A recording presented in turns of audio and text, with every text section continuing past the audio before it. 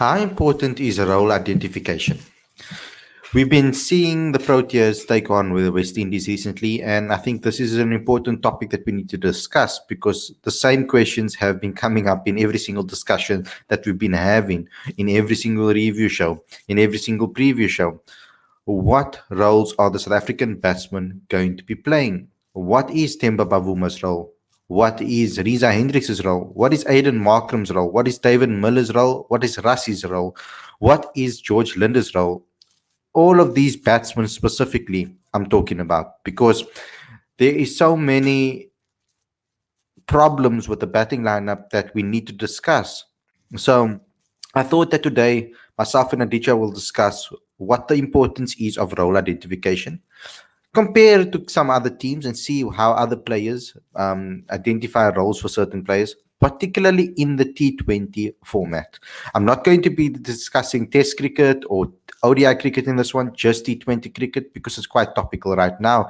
And I think that role identification is more important in a game like the T20 format when you have such little overs to work with. So we're going to get into this topic. We're going to be talking about this topic today on the show.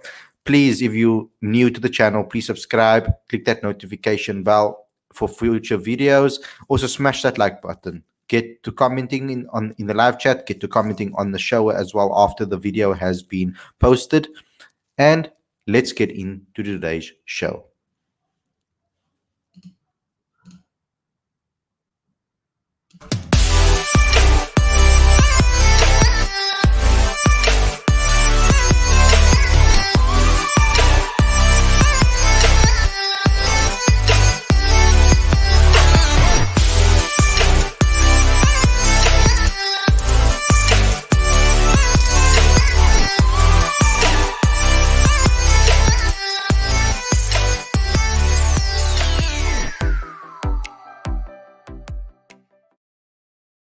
Hey guys, welcome to Cricket Fanatics Magazine. This is your daily show. Very cold here in Cape Town today, so that's why I'm wearing like triple layers at the moment. I'm your host Khalid. This is Aditya, and we are here to give you an excellent daily show, which is all about the major talking points in South African cricket. So let's get straight into it, Aditya. Let's just start by what we mean by role identification. I mean, it's something that we've been speaking about for a while, but maybe some of the viewers maybe don't know what we are talking about. So just give an insight into, or a little bit of a description of what role identification is. With role identification, we're essentially referring to the purpose of every batsman's position in the team, or for that matter, every bowler as well. And through the course of 20 innings, but because in South African cricket, generally the challenges have been with respect to batting over the last couple of series. That's probably our focus. So we're trying to think of what each batsman's role should be in the team, and we're going to compare it with some of the other sort of legends in T20 cricket across the world. Yeah, perfect description. That's why I asked him to do it. So let's start with that. We can start with the opening role, because generally speaking, when you look around the world, is it normal to see an opening partnership where it's one attacker and more one anchor? Is that the norm in T20 cricket? Because we kind of, if you look at IPL teams, you kind of do have something like that going. That is true to a certain extent, but even when we think of an accumulator or someone who has traditionally taken on that anchor role in the power play, they're still striking at 140 odd. So I'm going to give an example. Recently, India experimented with Rohit Sharma and Virat Kohli at the top of the order. Right now, Rohit Sharma, we all know, is an attacking batsman. He can hit the ball a long way. Virat Kohli, who is typically batting at number 3 for India, moved to the opening position. Right now, I'm going to give you some stats here. Okay, where Virat Kohli, as an opening batsman for India, he's played as an opener 8 times. He's averaging about 40, and his strike rate is 149 in 8 innings. Now at number 3, he's played 57 innings. He's averaging 58, and his strike rate is 137. That's ridiculous. Right? Now, 137 is not a bad strike rate. Okay, No. but we should know that he was selected in the team as an anchor. Right, at number 3, he's playing the role of the anchor. Okay, he's still striking at 140 odd, close to that. But he's a player we know plays straight shots. He plays proper cricketing shots. He doesn't have the 360 game. He doesn't have the 360-degree game, which is why I'm going to move to Joss Butler, who started in the England team as a finisher and has now moved to the England team as an opener. And his stats are insane because he's played 20 innings as an opener. He's averaging 53 in that role, and he's batting with a strike rate of 150 across 20 innings. So I'm so jealous. That's the global standard right now. Yeah, I can hear that. And I mean, I think we're all looking at it. It depends, on who is batting with Quinton de Kock. Because Quinton, if you look at his numbers, is probably in and around there. He must be doing those type of mad things. The partner for Quinton is so important. But if we lose a quick wicket, then you are looking for someone that is normally an anchor, and you've given some insight into someone like Virat Kohli, who batted at 3 for so long. That is what we need Temba Bavuma to be able to do. Temba is going to need to be able to strike, even if it is 130 plus, and get that average up and be consistent. And we need that from our number 3. I feel at the moment we've kind of picked 2 number 3s in T20 cricket at the moment. We have Rassie van der Dussen and we have Temba Bavuma, who do a similar role, I feel. The only difference is Rassie can probably hit the ball a lot further than Temba Bavuma consistently. And I think that Rassie's been more consistent at the top order. Let's go down the order a little bit further. When it comes to 4-5, how many teams are actually picking all-rounders in those positions? Or is it just pure big-hitting batsmen?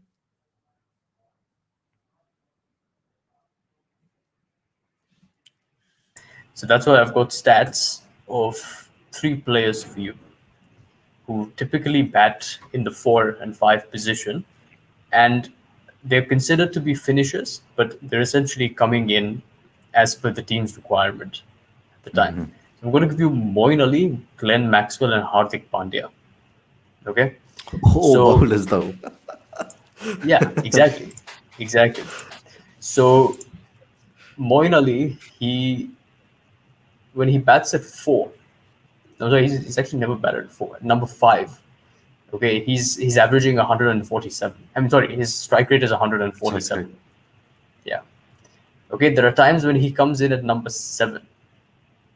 Okay, so we're assuming that the rest of the batting is done pretty well, but they've still lost wickets. At number 7, he's coming in and he's striking at 131. Okay, but he is at his most lethal between 5 and 6, because at 6 he's striking at 163. So again, very impressive numbers for for someone who's considered to be a finisher. Hardik Pandya, the man is crazy. When he's batting at 4, okay, he's played 2 innings at 4. His strike rate is 245. Yes.